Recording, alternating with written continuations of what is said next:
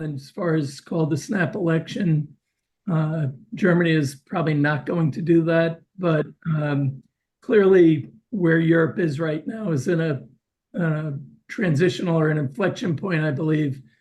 And it's battling the many strengths that it has as a market and as an economy. It's got, a strong population. It's a big overall market. It's got tremendous talented people there. You have highly innovative companies of all sizes across a variety of industries. You have strong research institutions, and Europe's taken a leading role in the climate and digital transformations from a regulatory perspective. And back in June of 19, the European Council set 4 priorities for the EU for the next 5 years. And these were protecting citizens and their freedom, developing a strong and vibrant economic base, building a climate neutral, green, fair, and social Europe, and promoting European interests and values on the global stage. And I think the election results said that they've had mixed success in terms of reaching those targets. I think the real issue is the lack of growth and cost of living. I think immigration and energy are big problems, but I think they're reflections of the lack of hope and related to growth and moving forward in a more positive way. But today I want to take a look at the challenge that the current environment is creating for the ECB, who cut rates last week by 25 basis points, but has some challenges about how much further they can go right away. I want to look at business competitiveness mainly from 2 points of view, a EY survey and also from a response from BASF, from their CEO on one of the challenges they're having. And then I want to touch on the politics that are driving the voters and what it might mean going forward. So the ECB cut rates for the first time in 5 years. It was the first time they've cut in the last 3 cuts that weren't related to a financial crisis. So view that as a minor positive. They are leading the US, but I think it was a very hesitant rate cut in that they feel that there is weakness right now that they need to support, but they're concerned about longer term issues. And I think it starts with the lack of growth coming out of Europe. And if you look at these projections, these are the June projections from the ECB, and they're looking at 1.4% for next year and 1.6% for the year after. That's not enough of a growth rate to move the economy forward and to address some of the debt issues that exist today, in my view. I think the other issue is while inflation is targeted to come down, I think there are some pressures that may make these expectations a little aggressive, and we'll touch on them in a minute. I think one of the concerns that the ECB has and the Lagarde has in terms of how aggressive they'll be in rate cuts and versus how cautious they're going to be is the U.S. inflation story. And as you can see here, the U.S. has looked like they're on a better trajectory with rates coming down ahead of the EU. And now we're starting to see them back up about 4 months ahead. And I think this is one of the fears that the ECB has. I think those fears are backed by several other major fears, and these are pretty significant ones. These are structural in nature and not going to be solved anytime soon. We're just talking about longevity, and aging societies put greater strains on government budgets. Given the social benefits are not supported by enough workers paying into the system, and the lack of willingness of political leaders to deal with third rail items, whether it's in Europe or in the US, such as raising the retirement age, increasing taxes. Those types of issues are not winning issues for incumbents. So right now, politicians are telling people what they want to hear, ignoring the secular problems that are coming down the road. I think climate transition proved to be more inflationary than people thought in the initial stages. And the question is, how much longer is it going to be seeing the inflationary aspects before we see some of the benefits of the spend that's gone on? I think the third issue that's really weighing on it is we've lost the peace dividend, and we've shifted manufacturing from the lowest cost to more dependable and reliant supply chains. Those are inflationary forces that the Fed and the ECB and central banks around the world have to deal with. You also have a productivity challenge in Europe and really around the world, but we have seen a pickup in some areas like the US. But the productivity is the antidote to inflation, and the inability to improve productivity dramatically will continue to extend the cycle for this inflationary pressures. And adding to that, the debt burdens that we have are starting to crowd out other spends, including the spends that can improve productivity. Because if you have too much of your budget going to interest costs and going to social programs, you're not going to be able to make the spend on the infrastructure and the other investments required to make these transitions effective as fast as they need to. And those all forces are weighing on central banks in Europe, in the Fed, and in other places that are going to create problems. Adding to that for Europe is we've had a lot of wage increases from workers demanding higher wages after not getting increases during the pandemic. And now you can see the effect of those increases coming through and just how aggressive these increases are as workers have demanded to get their pay back up to realistic levels in their view. And yet you have cost of living rising over 20%. And that's part of the challenge these people are dealing with right now. And it's part of the challenge for the Fed and ECB policymakers, as well as fiscal policymakers as they move forward. So shifting to business attractiveness, I think that there's clearly an inflation problem that is being managed, but the battle's not won. And that affects what businesses are going to do over the next couple of years, because if they thought rates were coming down, they'd spend more aggressively. But if they think the central banks have to hold rates higher, that slows consumer spending and it holds corporate spending back. And you're already starting to see some slowing in CapEx, both in Europe and in the US and elsewhere around the world. And as that slows, it creates bigger issues. So EY did a survey from January to June.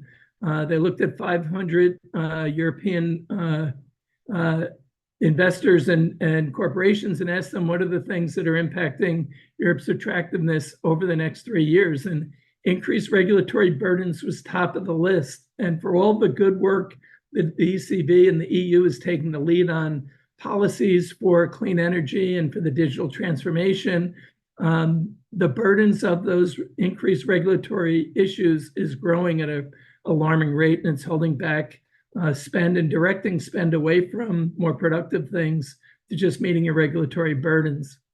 Political instability, these elections and what they're doing are weighing on the attractiveness of investing in Europe, in part because if you switch from progressive policies, the left to more protectionist policies on the right, that makes it very hard for investments to be made, and you're switching what your needs are. It's very hard to get a consistent, steady stream of investments and know how you're going to be putting your capital to work if you're a CEO of a European company right now.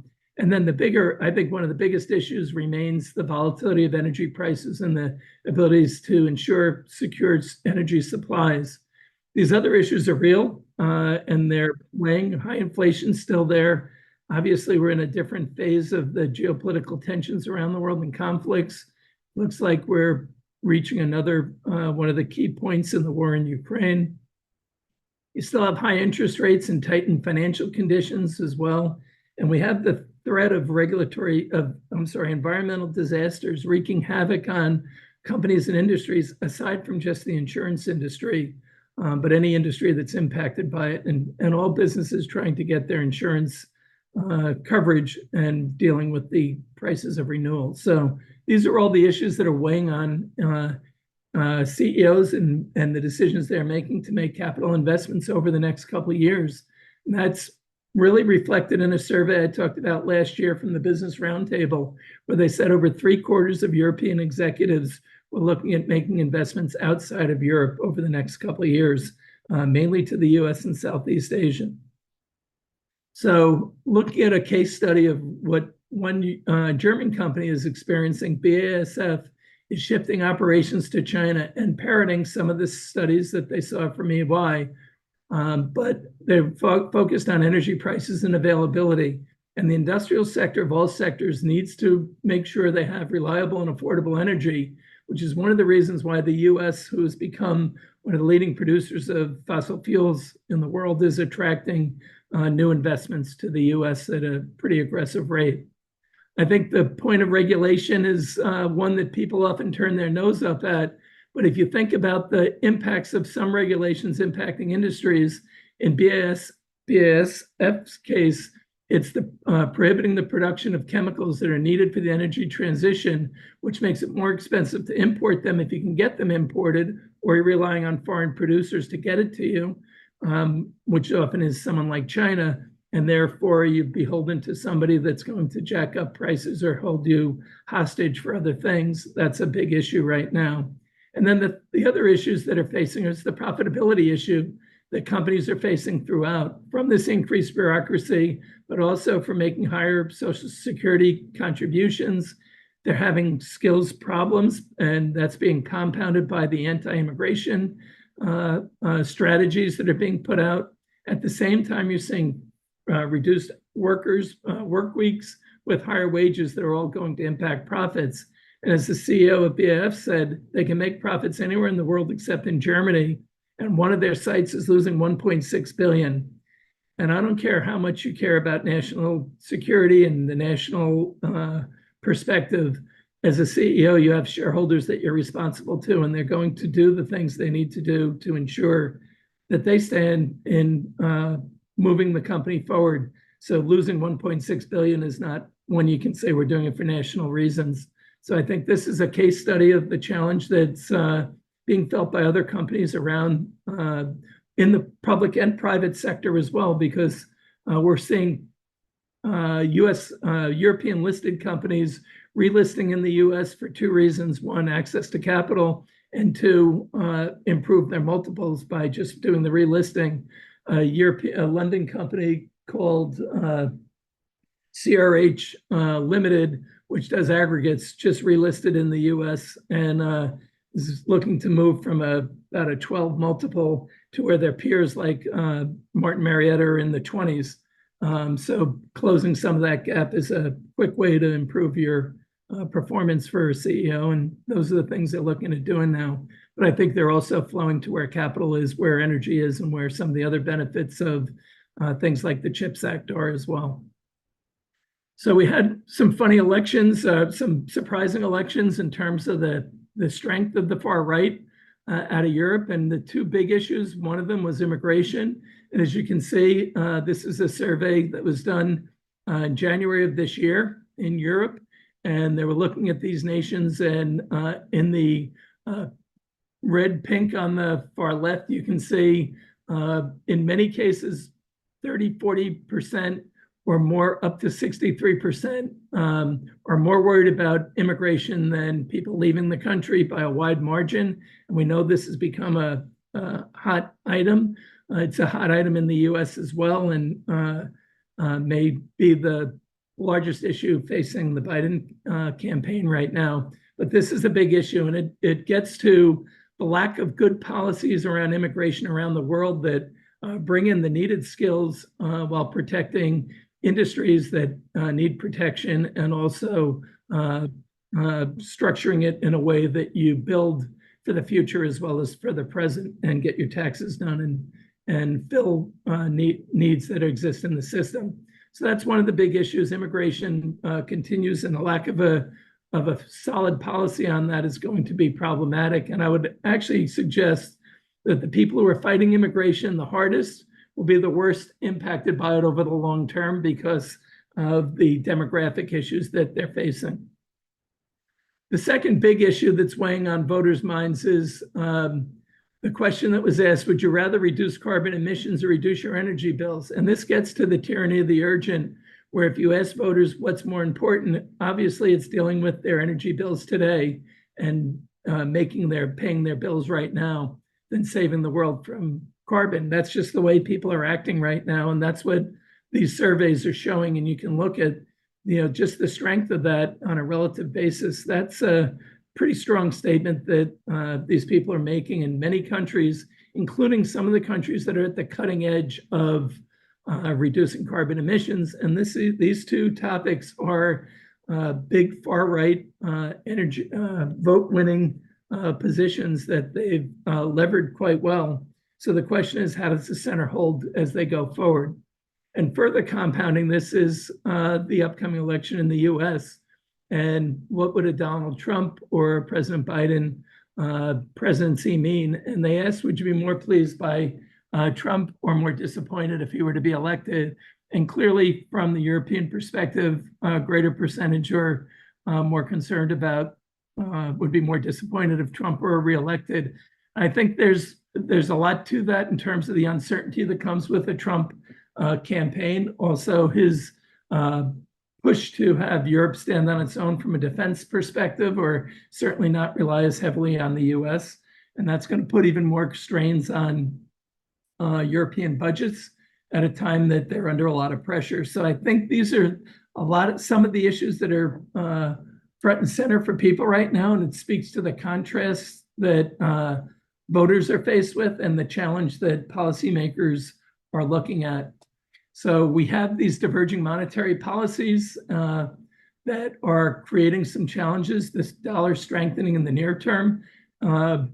And that's really a function of until the Fed starts cutting, that's going to be an issue that's going to strengthen the dollar and weaken the other currencies, making commodities more expensive at a time that could be problematic, particularly with the energy challenges around the world.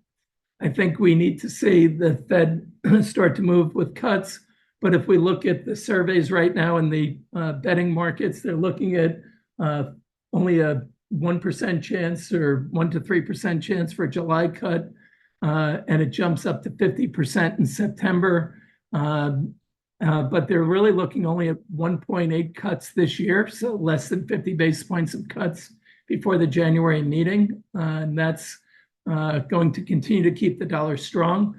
I would just say on the dollar, will only stay as strong as there's a need until we get our fiscal house in order. If we don't get our fiscal house in order, the dollar will gradually lose its position as the world's reserve currency, but that'll take some time. The US is continuing to attract capital from the rest of the world. We are seeing some positive signs out of Europe and China of a bottoming and a rebound in some cases. But Europe has to really decide how they're going to play to their strengths, and China has to decide how they're going to get the consumer back on track. And that means getting housing done. And are they going to have to do some more stimulus that they're not going to want to do to carry their economy forward in the near term? I think the global conflict issue is unfortunately entering a new phase where we're seeing potential talks of peace in Gaza, but at the same time, what's going on with Hezbollah is accelerating. So I don't think the Middle East conflict is entering a final phase in any stretch of the imagination. And I think what you're seeing in Ukraine is a race between Russia trying to do as much damage as they can until Ukraine gets the resources that they need to defend themselves better. But while all this is going on, China's watching, and they're making the determination that they're not going to make the same mistake that Putin made of, if you're going to do a surprise attack, make sure you can get through and win. And at the same time, I was just reading today that the US and their allies are looking at a massive drone defense system, both underwater and air defense, where they can thwart an initial attack by China on Taiwan to buy time to get the other resources there, because they expect a surprise attack whenever it comes. Could be years out, but that's what we're looking at there. So I think the global conflict is entering a quite risky phase right now. In addition to that, we still have the US election and other elections going on. The Mexican election just came on. We're starting to see the changes that are going to be coming from some of those elections and what that might mean for the capital markets. At the same time, you have debt servicing costs continuing to be heavy and a growing issue of tariffs coming into play. And what does that mean with the back and forth, particularly for CEOs making decisions on where you're making your next capital investments? Tariffs will play a big role in that, in terms of where you want to be close to your end markets and what the cost of production are going to be to get your goods there. With all that said, we still think energy, industrials, materials supported by tech will be the drivers for the reindustrialization, the climate transition, generative AI, and global fragmentation. So as much as those areas might feel like they're overdone right now, I think they're going to still be key areas to invest. But you really want to look at companies with strong balance sheets and the free cash flows that can make these investments at a time that others are struggling to, because I think that's going to be the differentiator. And as we've seen with the FANGs, I think the ability for them to cut costs and redirect spend and use their free cash flow to make the necessary investments are what's surprising the markets and pushing them forward in a more challenging time. But as we remember from the tech bubble, the previous leaders didn't survive. Some of them took some big hits for some time. Some went away and never recovered, and some took decades to get back on track, but are now back on track. So I think we want to be investing very carefully in this environment. But I think Europe is entering an interesting phase where the decisions made by policymakers will drive them forward. I think Europe needs to select strong leaders, but not necessarily leaders that are divisive. I think the challenge of going from the far left to the far right, or from the far right to the far left, are really costly in terms of economics, not just for confidence, but for where spending is going. And I think Europe needs a industrial policy similar to the CHIPS Act, the Inflation Reduction Act, and other of the U.S. fiscal policies they put out. But that's going to be much tougher to put through in a period where you don't have a fiscal union to benefit from it like we have in the U.S. I think attracting foreign direct investment back into Europe is going to be critical. I think you need to leverage the many strengths, but bad planning, weak leadership, and policy reversals have held you back so far. And I think you need to get past this to realize the opportunity that it's ahead. So Mark, I'll stop there and open it up for discussion. Great. Thank you, Stephen. But just so everybody knows, this is a deja vu because I heard this at 7:30 this morning. We're going to do this once in a while for Asia and Europe. Questions, comments?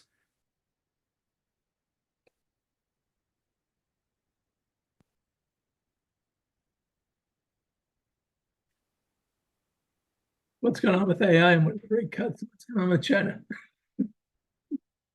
What's that? Rate cuts, China, and AI. Really what people want to talk about. Stephen, on back to Europe. By the way, you guys can go check it out independently. Peter Zihan thinks the EU is so dysfunctional it'll eventually collapse. So the big line about regulation is nothing new, and is interesting that it's come to the fore here, especially with all the elections kind of going the other way. In other words, do you think that having more right-weighted power in the political spectrum in Europe can undo that? Can make any change at all? And the second question, I'll throw the both of them. What didn't come up at all is the rearming of Europe. That is just so. I'll start with the second. I think they have a problem with crowding out of spend. So what gives on the rearming of Europe? If you're doing that, what are you going to take away from other areas that you need to fix in your economy? So I think that's part of the challenge that Europe's facing. They have to rearm, particularly if Trump becomes president. They're going to want to rearm. But what gives? Because they have limited fiscal reach. So I think that's the challenge. I don't think the far right or the far left will do any better running any of these countries than the other side does. I think the bigger challenge is when you switch from policies from one side to the other and basically undo what any progress has been put in place.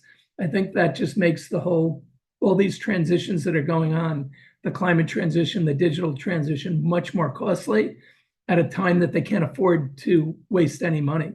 And keep in mind, we should have done all these policies, whether it's the US or Europe, when we had zero interest rates. You don't introduce these policies when you have 5% interest rates, when you could have done it at zero. And now we're dealing with interest costs that are going to crowd out other spend. So I think these are the challenges that they face. And I don't think either side is going to do better than the other. I think they're just seizing on the frustrations of voters that want to hear something that's going to sound good because it's different than what they're experiencing right now. So I don't think either one's going to do better. I think the best approach is one that takes both views into account and works with a more planned approach, similar to the 5-year plans that China keeps rolling through. I think they're a model for other nations to follow, because if you could get that as a framework, then you can work around those and tweak around it instead of making mass shifts like we'll see in the US and other countries, because I think that's really the problem of the swings are too great to effectively govern. And it's also one of the big issues for CEOs. How do you manage your future spend if you're worried about a shift that dramatic? So I think those are the issues. I don't think one's better than the other. I think they're actually undoing any of the good work that they've all done in the past, if they're not careful. The other thing, Andrew, that came out in the morning session in London was, and you pointed out, Stephen, was the impact.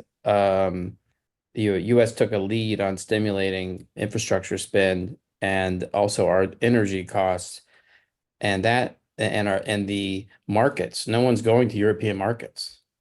They're changing. They're listening. They're not issuing IPOs there, or they're not advised to.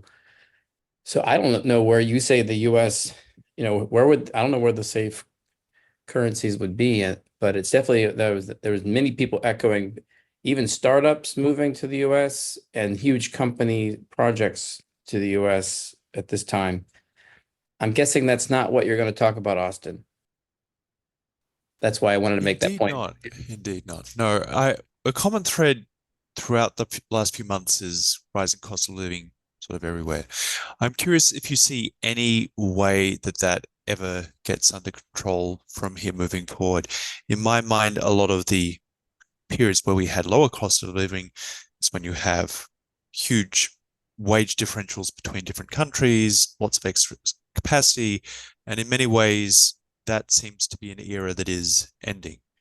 I was curious if you had a different view and whether you see any forces at work that would ever bring cost of living back under control again. The single biggest antidote to inflation is productivity, but it doesn't lower cost of living once the cost of living increases have put through. You only can slow future costs of living increases by increasing productivity. So I think once you get them embedded in the system, they're here to stay. But what you have to do is control the rate of change going forward. Sure. And there seems to be a lot of political discontent everywhere about the cost of living, but it seems to me that is a new normal that people are going to have to get used to, because there are not obvious ways to make it better. AI, automation, these things are unlikely to push wage growth and increase the differential between what you earn and what you need to spend.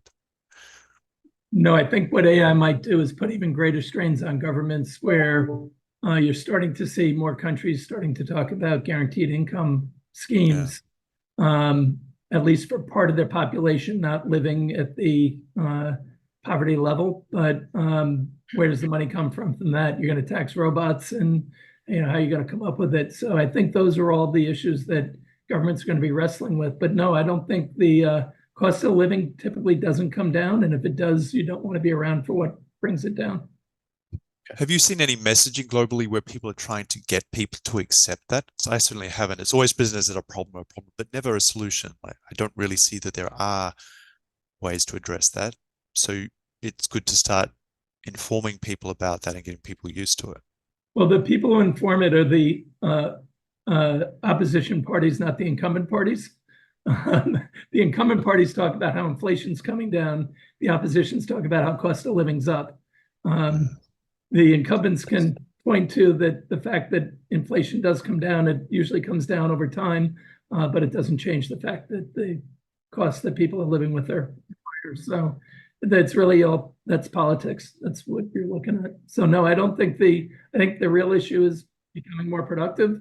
I also think it's growing your economy in a way that you need to embrace immigration, or you need to have organically the right growth rates inside your own countries. And most countries don't, other than Africa and parts of India and other areas. So that mismatch is going to be one of the things that can help balance it off if you get good immigration policies. And I would point to Canada as one of the best immigration policies, where they fill needs and fill gaps and get people in a very Got it. controlled way. We have a queue of hands here now, so let's keep it going. Walter, thank you. Hi, Stephen. Thank you for your presentation today. You mentioned two things that were very important. One of them is, of course, immigration, and the other one is energy on your European basis. But closer to home, we have the same situation here, immigration and energy concerns. With the advent of this new government in Mexico, Mexico, we've got our border with Mexico is the biggest immigration issue that we have, of course. And Mexico is also very rich in oil and in energy per se. Do you see an opportunity here for the US government to have some proximity and actually try to resolve some issues with the Mexican government to take advantage of both of these issues? Because these are big issues. Yeah, I think the I don't know that we'll solve the energy. I don't know that we need Mexico for energy. We're as energy independent as we've ever been. We were producing 5.5 million barrels of oil a day in the 70s. We're at 13 million barrels a day today. So our access to energy is not the issue. Our policies around energy and using it effectively are the issue, in my view. How do we marry renewables and fossil fuels to make the transition less expensive and less inflationary and more secure? I think that's that issue.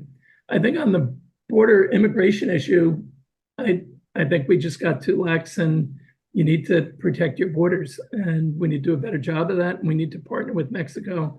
I would say if Trump was the construction genius he really thought he was, he would have gone to Mexico when he was elected the first time and said, let's build a wall on your southern border, which is a lot smaller distance to build across, and would have helped them. And then you could have enlisted some of the fractions in Mexico to help slow that down. But you have the cartels involved there too. So it's a very dicey situation. I think we're going to impact Mexico in a material way right now. So I don't see them helping on immigration much. I think we have to do that on our own. I think we need a mindset change. It's not about throwing people out and being mean to everyone who comes in. We have to have a better way to bring people across the border in a legal way. And Canada is one of the friendliest countries, I think, around, and their borders are locked tight, and they bring people in the right way. And I think that's what you need a good policy for that. And they have it, we don't. Ours is all political, it's not practical. So I'm not very confident there. Do you have any stats or opinion about how much energy is wasted in the US? I do not. As in, Well, okay. I'm sure it's a pretty good amount, though. well, that and food and other waste Yeah. on top. So, Wojciech? Yeah, thank you. I remember that there was Germany was very slow, and I don't remember exactly, but in the 90s somewhere. And one of the policies that they implemented by this time was they canceled the minimal wage policy, and they made several other movements. So do you think this is canceling the minimal wage, for example, could work? And what are the other potential moves that the Europeans could do to jumpstart the economy and return to free market forces? I think one of the biggest problems facing Europe, I don't know that junking the minimum wage will get you there. I think they need to get their mind around the fact that they have a population growth issue that's going to hold them back into the future, and they need immigrants. They just need them to come in a better way. I think the other issue is they did fix some labor laws in Germany. A lot of that was around Agenda 2010 with Schroeder that Merkel actually carried through.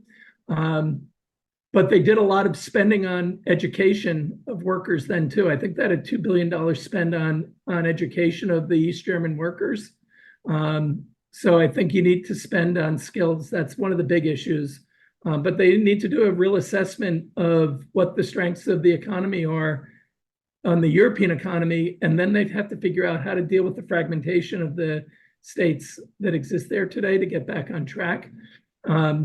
Ironically, one of the fascinating numbers that we're seeing right now, if you look at where the growth is in Europe, the countries that are growing right now are Greece, Portugal, and Spain, have pretty aggressive growth rates, where a lot of the northern countries are growing at a much slower rate. And it was kind of the reverse of the great financial crisis. So I think one of the messages, look at what those countries did to get their financial houses in order.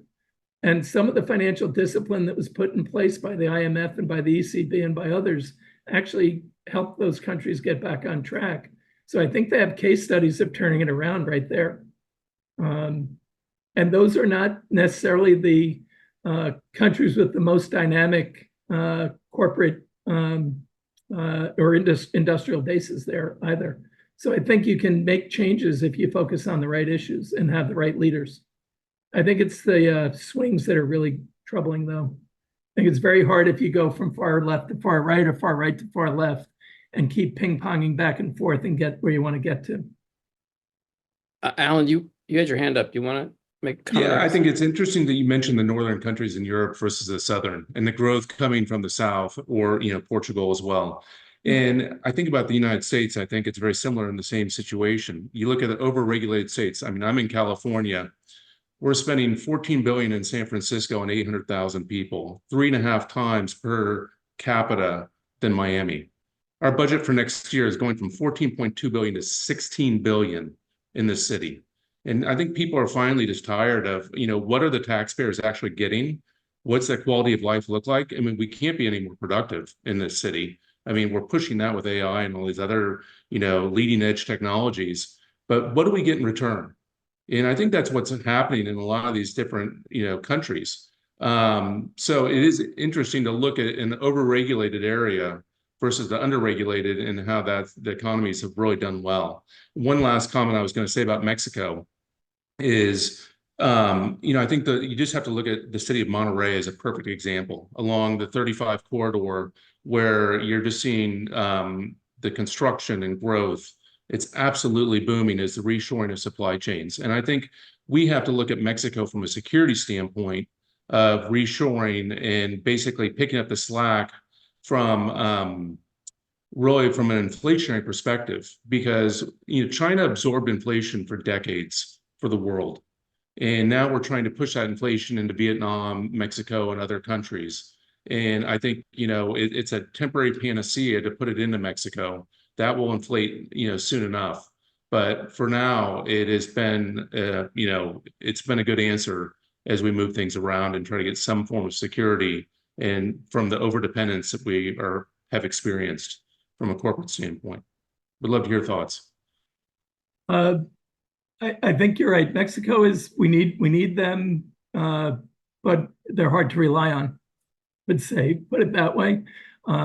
Because they're becoming a bit of a pass-through for China to flow their exports into us through Mexico. And two, you have the cartels that, the fentanyl issue is a big issue. So we're fighting kind of how do we deal with that. And the violence in Mexico is at record levels in terms of political leaders. So not good there. I would just also mention on regulation in the US, you pointed out, Alan, I heard a statistic today that we've added on average 3,000 new regulations in the US a year for the last several years. And last year we eliminated 20 regulations. So we're going the wrong way here as well. So I think you're right, where you're over-regulating, there's a balance and we go too far, I think, and that's the challenge there. Dieter, you want to go next? Yeah, thanks, Steve. As always, great presentation. I want to make some comments about Germany because, as you know, I was a former German living here 20 years, but I'm watching what's going on there. I think the biggest problem is that we have the worst government since 100 years in the moment, with the three parties who are not getting anything done because they have so different opinions. Then we have the problem with still the eastern countries in Germany. As you know, when you look at the election now, or for the European election. The right wing and the right left are mostly the biggest problem in Eastern Germany, not in former Eastern Germany, and not in the norm. The Christ Democrats are a powerful, growing party, which are the business, as you know, oriented party. And so there's big problems. So the right wing has close to 30% now from all votes in the Eastern. So you see, even after 30 years, the consolidation between East and West has not happened at all. There's still a big discrepancy in some stuff. And the Eastern states are much more oriented from the history to Russia than to the US. For most of them, US is still an enemy, and Putin is a great guy for some of them, which is strange in the middle of Europe. And some of the Western Europe think, let's build the wall again this time, so or move them all to Russia. The biggest business driver in Germany are the mid-sized families oriented businesses, and they do the growth, and they are not reluctant to invest as long as these parties are running the country. So they are holding their money back. And even, and this is worse than when BASF is leaving, that mid-sized company with 20, 30,000 people are going to other states like Poland and building their factories there. And this is a strong economy in Germany. If they come back, the economy will grow, because I think 90% of all manufacturing in China is done on German manufacturing and machineries. And so that's the biggest problem we face in terms of what's going on in Germany. And we hope that we get a new government pretty soon where the Germans are.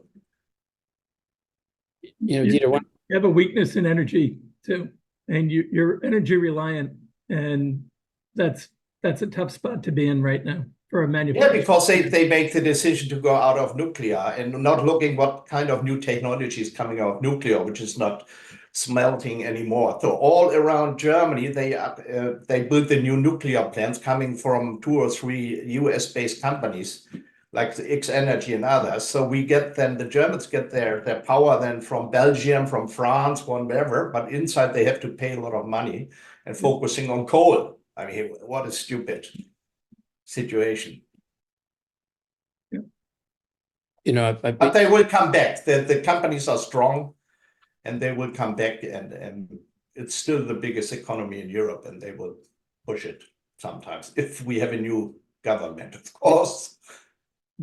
Adam, 2 seconds. We had a future of Germany, but before you joined our community, we should come back to that.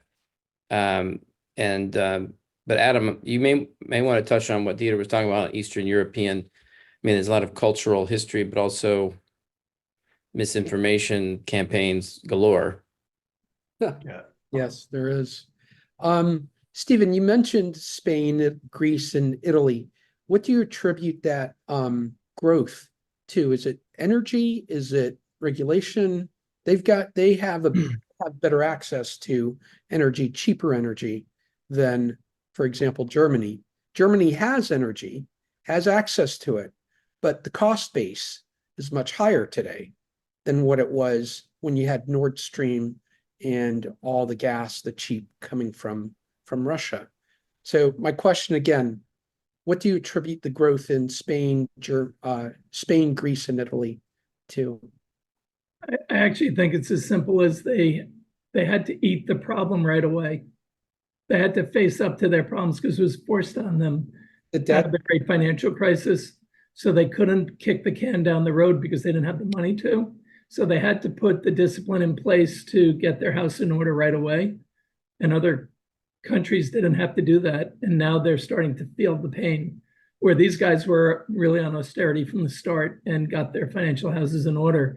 They also, in Portugal's case, for example, they did a pretty clever job of attracting foreign capital with the golden visas and other things that started to get them back on track and really address some of the housing issues and other issues that they had early on.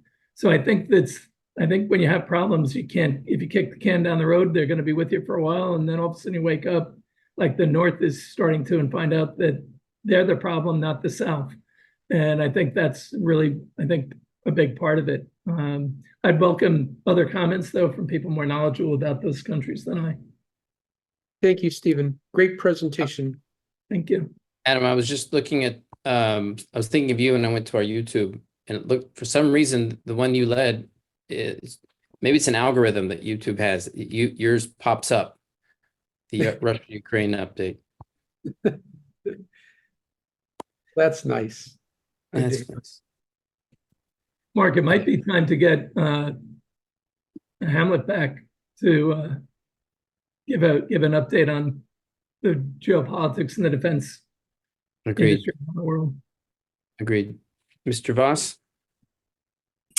Thanks as usual, Stephen. And maybe a question better suited for Adam. What do you all make of the ships off of the coast of Florida and Cuba, the Russian ships?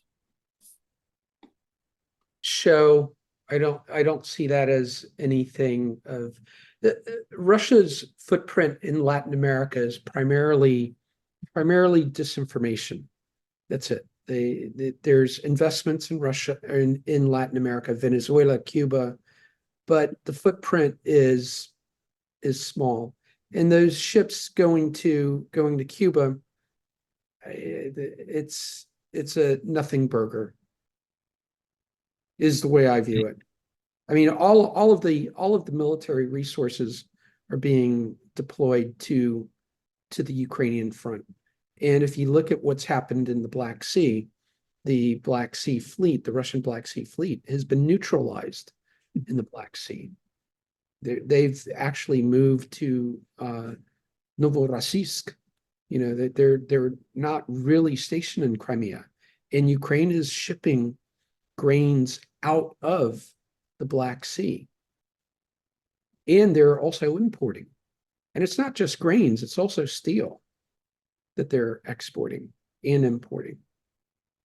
So as far as those, the convoy to Cuba, it's just show. I don't see anything there. Their ships are safer there than they are where they were. They're not doing a very good job defending all their navy right now. Yeah, the Ukrainians don't even have a navy, and the Ukrainians have taken out almost 40% of the Black Sea Fleet. Yeah. And that's with drones. Mostly. Because navy is from Turkey there in the Black Sea, and they are not doing anything. Excuse me? The biggest navy is in the Black Sea is from Turkey, and they're not doing anything. Yes. They are in between. They are NATO. And I think the Russians want to show Cuba, we are still there. We are your friends. Don't you know? Well, they've had a number of delegations going to Cuba over the past 12 months. Even Petrushev was there. And they've signed some business agreements, but Russia does not have the economic power to project across the globe. Anna, what do you think of hypersonics and Russia's edge there? I'm not really that familiar with that. That would be a better question for Hamlet. The little that I do know about that is not much. I appreciate that answer more than any answer you've ever given. Thank you, Mark. Also, Adam, note Turkey is preventing any military ships from coming into the Black Sea. So nobody can That's break right. it. That's So right. Turkey is doing something. Somebody commented Yeah.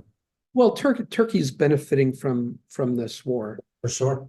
I mean, you're seeing them increase their power, particularly in Central Asia, more in the Caucasus than in Central Asia.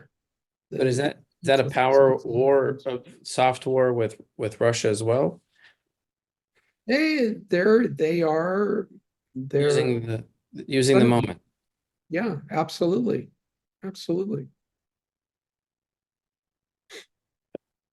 Fair When enough. we had the Black Sea Grain Initiative, actually, Turkey was one of the biggest beneficiaries to that agreement when it was in place.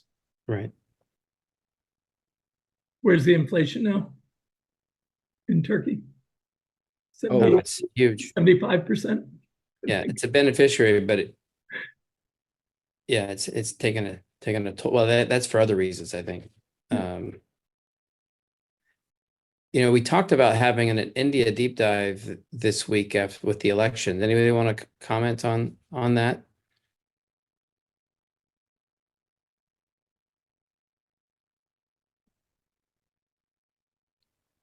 Is that a nobody? I think Depender, Sanjeev- you got to weigh in on this one? No, I think Sanjeev should. Modi Okay. ultimately won. Ultimately.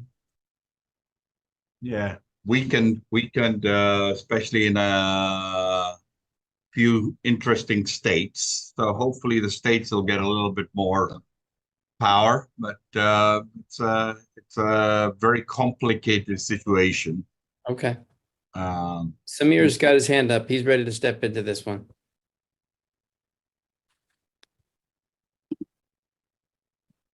Samir? Sorry, I was on mute. So yeah, for what it's worth, Mark, as we've talked about, we've talked about doing stuff on things like hydrogen and so on and so forth. The Modi government, right? So I'm in contact with folks in India quite a bit about what's happened following the elections, right? So as folks have pointed out here, the elections recently concluded in India. That was a long process, several weeks. It takes it's probably the most complex election logistics in the world. But following all that, Modi didn't do quite as well as expected, particularly in specific highly industrialized states like Maharashtra, for example, and then Uttar Pradesh, which is very highly populated. And that's interesting because basically there was sort of this authoritarian direction that he's been going in, and there was some pushback on that. Right now, the good news is that the pushback was more on sort of, the encroaching authoritarianism as opposed to economic policy, right? So there's been a lot of consensus around economic policy. That's what we've seen in that direction. So that's very encouraging for our business, right, which is green hydrogen and all this kind of stuff.